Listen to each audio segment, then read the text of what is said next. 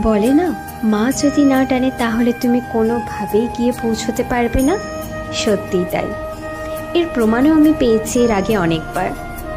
এইবার হয়তো মা টেনেছে আমায়, তাই সকাল সকাল তৈরি হয়ে মাসির বাড়ি কাঁচরাপাড়া থেকে এসে পড়লাম নৈহাটি।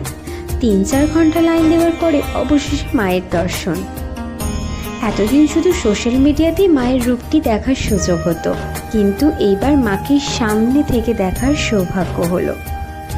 মন ভরে তো দেখলামই, তার সাথে ক্যামেরাবন্দি করেও নিয়ে এলাম মায়ের এই অপরূপ রূপটি বারবার দেখার জন্য। তোমরাও দেখো। সবাইকে ভালো রেখো মা, তুমি নিচে ভালো থেকো। আবার ডেকো আমায়, আমি যেন বারবার তোমার কাছে যেতে পারি।